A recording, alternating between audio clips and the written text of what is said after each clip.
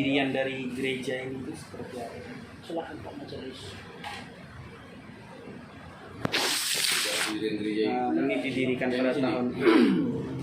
pada tahun berapa?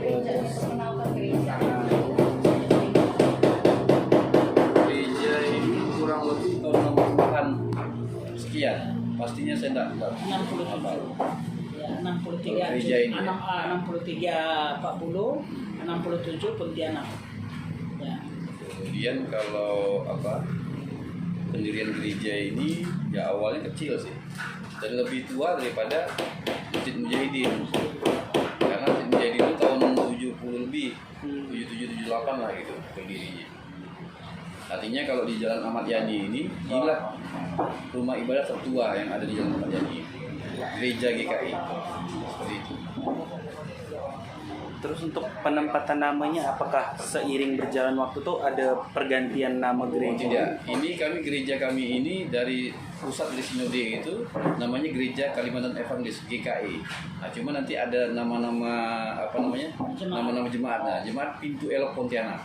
Nah, gitu. Oke, terus kemudian selama masa pandemi ini, Iya. pihak gereja nih udah melakukan protokol kesehatan seperti apa aja kepada jemaatnya? Ya, kami memang pada saat pandemi mulai bulan Maret tahun 2020 kita juga mengikuti apa disarankan oleh pemerintah.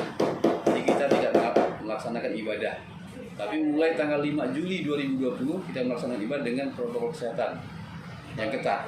Dan memang kita atur semuanya. Artinya kalau gereja selama ini bisa 600 orang, kita paling tinggi 150 sampai 200, artinya 30%. Tidak pernah 50%. Kemudian semua kita buat tempat cuci tangan, yang masuk harus kita periksa suhu tubuhnya, kemudian kita akan lagi pakai hand sanitizer. Ya, duduknya juga berjarak-jarak paling dekat 1,5 meter. Itu. Terus apakah pada saat diberlakukannya protokol kesehatan, para jemaat nih ada yang misalnya bisa dikatakan kayak tidak terima atau malah lebih milih kayak mau memaksakan diri untuk tetap meramaikan atau tidak. gimana? Yang jelas di sini kami ya kebetulan memang ya karena daerah ini kan modern ya. Mereka apapun yang disarankan oleh gereja, terutama dari majelis jemaat, pasti mereka ikuti. Langsung otomatis. Tidak ada yang menolak dan tidak ada yang memaksakan diri untuk misalnya mau semau mereka tidak bisa. Berarti istilahnya kayak memang udah diberitahu sekali langsung Ya. ikut terus. Kita sosialisasikan terus setiap minggu supaya kita menjaga protokol kesehatan. Yang lansia dan anak-anak mengikutinya secara live streaming. Seperti ini. Jadi ada yang di tempat langsung, ada juga yang Ya. via online gitu lah. Ya. Dan kita bagi 3 ibadah. Awalnya kan 2, jadi kita bagi 3 supaya tidak menumpuk di satu sesi ibadah. Jadi kayak istilahnya ada yang misalnya ada yang pagi, Ya, yang siang. jadi jam 7, jam 9.30, jam 5 sore. Terus protokol kesehatan ini tuh hanya istilahnya hanya diberitahukan harus ngikutin protokol gini atau dari pendetanya langsung pada saat menyampaikan suatu ceramah langsung diberitahukan juga. Kalau dari ceramah sih jarang sih, tapi walaupun ada, tapi kami kan memang dari petugasnya ada, dan saya koordinator, sehingga saya bisa membagi mereka gitu. Sehingga pada saat mereka masuk saja, sebelum masuk cuci tangan, suhu tubuh diukur, kemudian nanti dikasih sanitizer. Nah, mereka duduk, sudah kita siapkan tempat-tempatnya masing-masing. Kita arahkan mereka duduk, dan mereka ngikuti.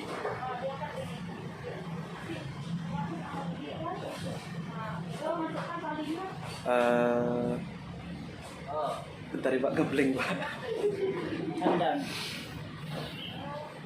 Ada yang tanyakan tidak?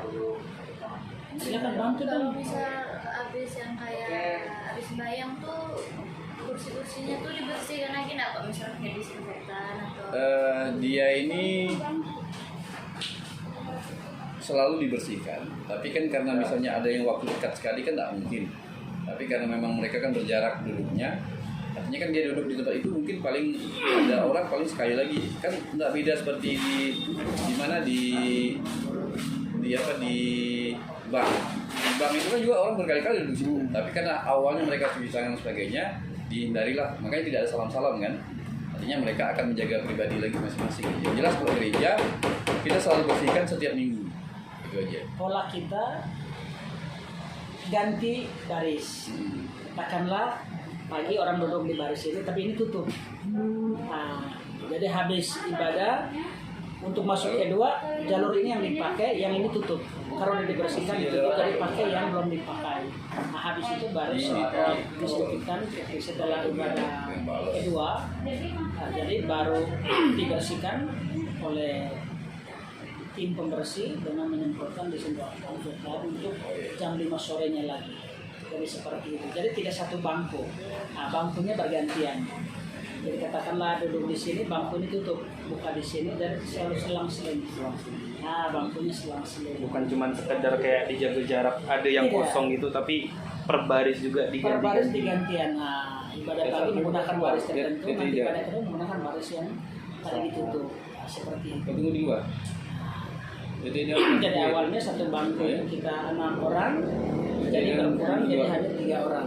Seperti itu caranya. Terus gimana tanggapan tentang pemuka agama terkait dengan pandemi COVID ini? Apakah kayak terkait dengan beribadah nih kan? Otomatis kayak orangnya tidak bisa datang semua dibagi-bagi. Itu dari segi agama itu seperti apa? Kita yang pertama ya, kita apresiasi apa yang ditetapkan oleh pemerintah untuk mengikuti protokol kesehatan, kita ikuti dengan batasan-batasan usia, bahwa usia 60 tahun ke atas dan anak-anak tidak boleh mengikuti ibadah, maka mereka disarankan untuk mengikuti ibadah di rumah. Sementara mereka yang beribadah pun juga mengikuti protokol kesehatan yang sudah ditetapkan oleh pemerintah, sehingga ya puji Tuhan sampai hari ini belum ada yang terjangkit karena ibadah di gereja gitu loh. Seperti itu. Jadi dari kita pemuka agama, kita tidak mengabaikan protokol kesehatan yang ditetapkan oleh pemerintah. Menggunakan masker itu tetap. Yang buka masker imamnya di saat mau beri tausiah. Nah, tapi umat selama mengikuti ibadah walaupun udah berjarak tetapi tetap menggunakan masker, tidak bisa tidak. Nah, kalau yang tidak datang tidak pakai masker, dikasih masker supaya dia harus pakai masker. Kalau tidak ada penyediaan masker dan dia tidak punya masker, lu balik. Nah, itu seperti itu. Pasti bisa dikatakan tuh dari segi agama dan segi penjagaan protokol kesehatannya sangat ketat di sini. Ya, karena pemerintah bilang begitu, Bang, harus ikuti Bang. Lu melanggar sih. Kalau masuk kita berdua saat ini melanggar tidak pakai masker Bang. Dekat lagi. Lu dekat lagi dari Makanya saya nggak jauh. Sangat berjaga. Subhanallah. Ya, sesuatu banget ya. Iya, Pak. Ya.